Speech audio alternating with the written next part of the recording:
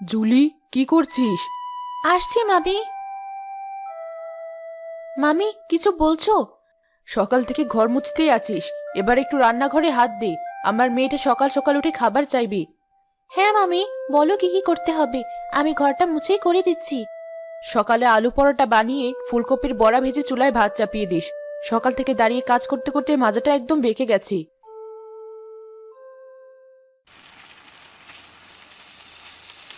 শরীরটা যে আর চলছে না, মনে হচ্ছে কতদিন ঘুমাইনি। যদি একটু মন ভরে ঘুমাতে পারতাম তবে শরীরটা একটু ভালো লাগতো।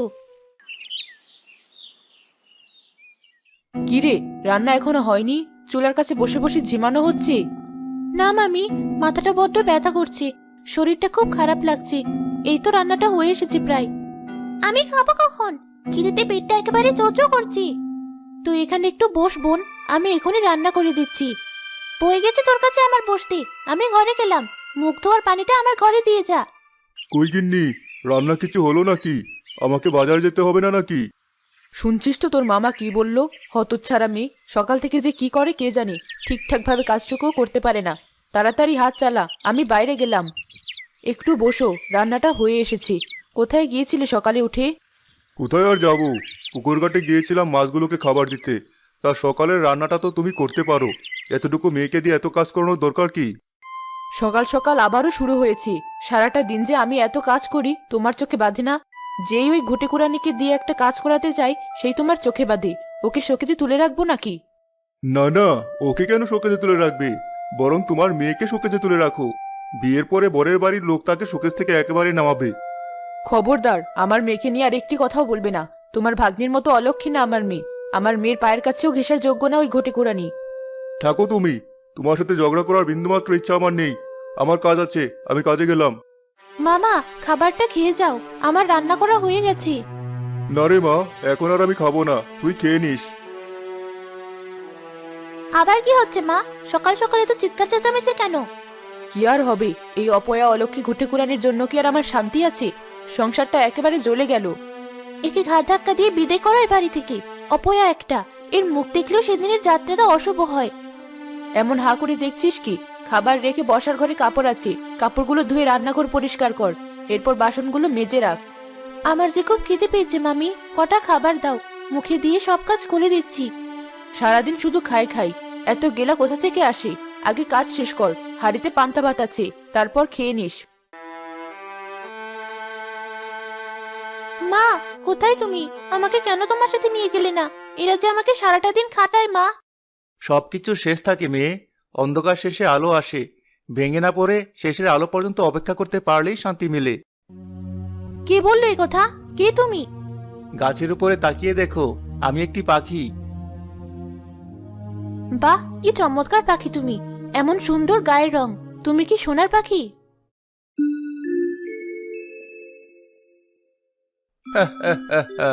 না, আমি সোনার পাখি না।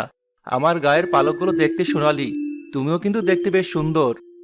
জানি না সুন্দর কিনা, আয়নায় কখনো নিজেকে দেখার সৌভাগ্যটুকু হয়নি। কিন্তু আমার মা বলতো আমি নাকি একদম পরীর মতো দেখতে। ভুল কিছু বলেনি তো, তুমি সত্যিই দেখতে খুব মিষ্টি। তোমার মনটাও অনেক ভালো। একদিন দেখবে তোমার সব দুঃখ কষ্ট দূর হয়ে তুমি অনেক সুখী হবে। সান্ত্বনা দিচ্ছ বন্ধু? বন্ধু যখন বললে, বন্ধুকে কি আর মিথ্যে বলা যায়? যেটা সত্যি আমি সেটাই বলেছি। তোমার সাথে কথা বলে খুব ভালো লাগলো। এভাবে কখনো মন খুলে কারোর সাথে কথা বলিনি। আমি রোজ আসবো তোমার সাথে গল্প করতে। বন্ধুকে তো আর একা থাকতে দিতে পারি না। সময় কখন চলে গেল বুঝতেই পারলাম না। মামি খুব বকবে। আজ তাহলে আসি। এত সময় কার চেহারা দেখছিলি পুকুর ঘাটে? বাকি কাজগুলো কি তোর মরা বাবা মা এসে করবে? রান্না করতে গিয়ে হাতটা পুড়ে গেছে, তাই দেরি হয়েছে মামি।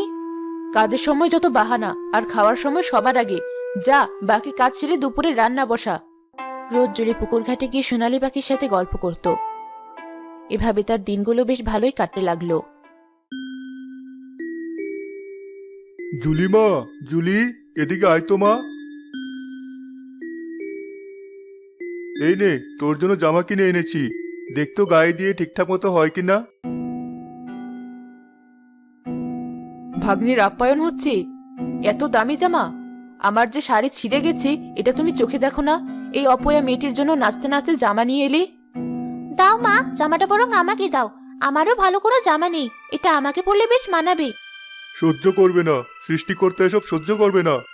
উনি বসে আছেন আমাদের বিচার নিয়ে। চল তো মিলি, ঘরে চল। দিন দিন রমা জুলির প্রতি অতিষ্ঠ হয়ে উঠল। সে বাড়ি থেকে জুলিকে তাড়ানোর জন্য ফাঁদ পাততে লাগলো। মা, সে কখন থেকে এইভাবে হাঁটাহাঁটি করছো কেন? তোমার আবার কি হলো? যে করে হোক ওই মেয়েকে বাড়ি থেকে বিদায় করতেই হবে। আজ থেকে বাড়িতে ও থাকবে, না হয় আমরা থাকবো। কিন্তু ওকে তাড়াবে কি করে? দেখো না, বাবার চোখের আলসি। সে আমার উপর ছেড়ে দে, ওসব নিয়ে তোকে এত ভাবতে হবে না। চল, তোর বাবা তো এখন বাড়ি নেই, দেখি মহারানী কি করছে। এই যে মহারানী, কি করা হচ্ছে? এই তো মামি, রান্না করছি। রান্নাঘরে তো আর 2 ঘন্টা আগে ঢুকেছিস, এখনো রান্না হলো না? সব কাজ গুছিয়ে মাত্র আসলাম রান্না করতে। বেশ, আজ আর তোকে রান্না করতে হবে না, এসব রান্না বান্না আমি সামনে নেব। তোকে একটা কাজ দিচ্ছি, সেটা মন দিয়ে শোন। হ্যাঁ মামি, বলো কি কাজ করতে হবে? শুনেছি ওই জঙ্গলের ভিতরে সোনার খনি আছে, আমাকে সেখান থেকে অনেক অনেক সোনা এনে দিতে হবে। যদি আনতে পারিস তবে ভালো, না আনতে পারলে বাড়ির দরজা সারা জীবন তোর জন্য বন্ধ। কি বলছো মামি? কিন্তু এই গহীন জঙ্গলে আমি একা একা যাবো কি করি? কিভাবে যাবি সেটা তুই জানিস।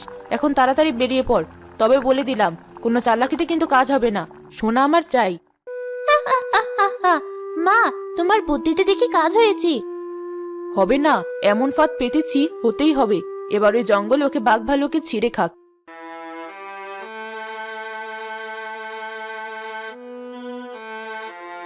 কি হলো? আজ আবারও আমার বন্ধুর মন খারাপ কেন? মামি বলেছে জঙ্গলের নাকি কোথায় সোনার খনি আছে, সেখান থেকে অনেক সোনা আনতে পারলে বাড়িতে জায়গা হবে, না হলে সারা জীবনের জন্য বাড়ির দরজা বন্ধ। কোনো ব্যাপার না, আমি তোমাকে সেই জায়গায় পৌঁছে দেব। তুমি আমার পিঠের উপরে উঠে বসো। কিন্তু যদি কোনো বিপদ হয়? আমি থাকতে কিসের বিপদ? তুমি সবকিছু আমার উপরে ছেড়ে দাও আর উঠে এসো। সোনালী পাখি জুলিকে উড়িয়ে নিয়ে গেল জঙ্গলের ভেতরে। সে জঙ্গলের ভেতরে গিয়ে দাঁড়ালো এক বিরাট গুহার সামনে। কি হলো বন্ধু, থামলি যে? আমরা সেই সোনার খনির কাছে চলে এসেছি, এবার তুমি নেমে এসো।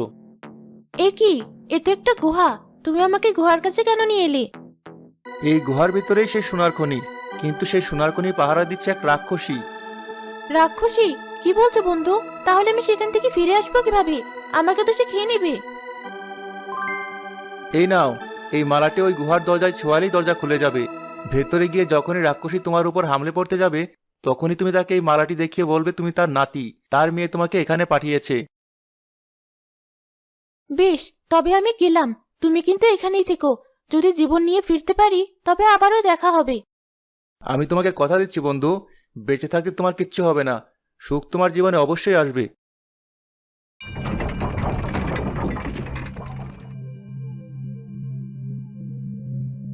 এত সোনা, আমার নিজের চোখে বিশ্বাস করাতে পারছি না। কেমন মানুষ মানুষ গন্ধ না? এই গুহার ভিতরে মানুষ এলো কোথা থেকে? মনে হচ্ছে সেই রাক্ষসীটার কণ্ঠ। এবার কি হবে যদি সে আমাকে সত্যি সত্যি খেয়ে ফেলে?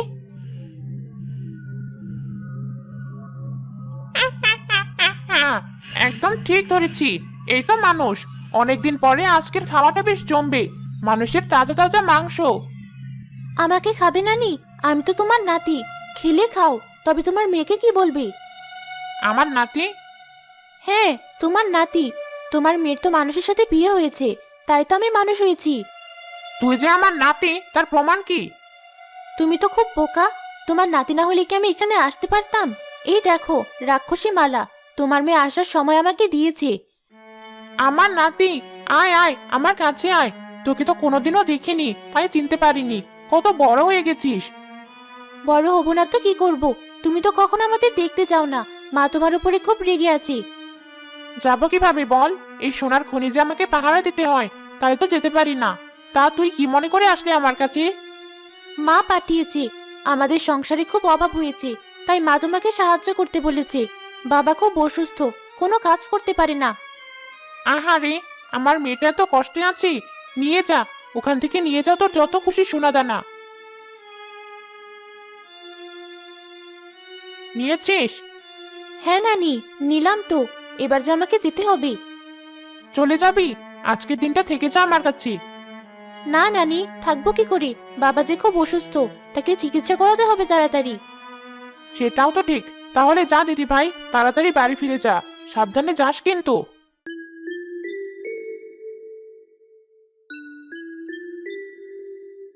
জুলি রাক্ষসী থেকে বিদায় নিয়ে বাইরে বেরিয়ে এসে দেখলো সোনালী পাখি তখনও অপেক্ষা করছে।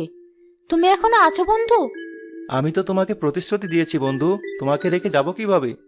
তোমাকে অনেক ধন্যবাদ, তুমি আমার খুব উপকার করলে, কিন্তু আমি তোমার কোনো উপকার করতে পারলাম না। তুমি কি এখান থেকে কিছু সোনা নেবে? সোনা নিয়ে আমি কি করব? ধন্যবাদ যদি দিতেই হয় তবে তুমি আমাকে মেরে ফেলো। এ কি বলছো তুমি? তুমি আমার বন্ধু, আমি তোমাকে কখনোই মারতে পারবো না। বেশ, এবার তুমি আমার পিঠের উপর উঠে বসো, আমি তোমাকে বাড়িতে পৌঁছে দিয়ে আসি।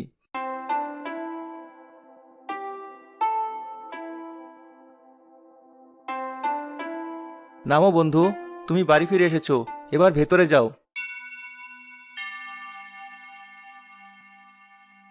এই হতচ্ছাড়ি তো মরার পাত্রী না, এ আবার ফিরে এলো কিভাবে?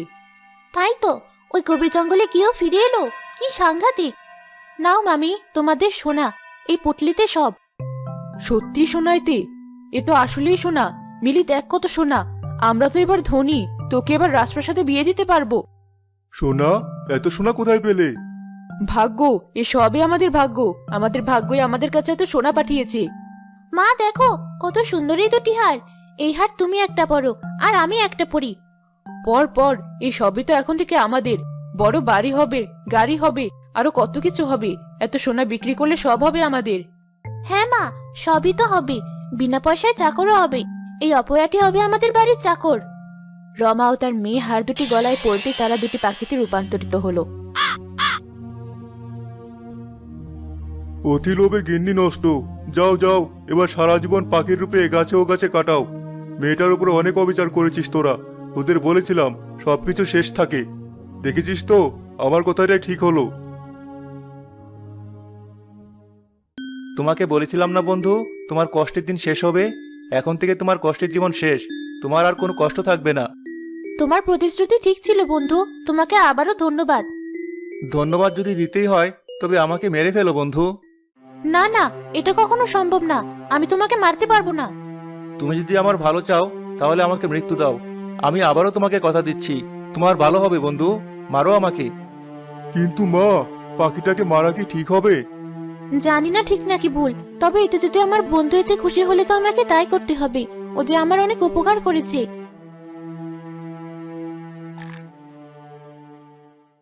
বন্ধু, কেন এমন করতে বললি?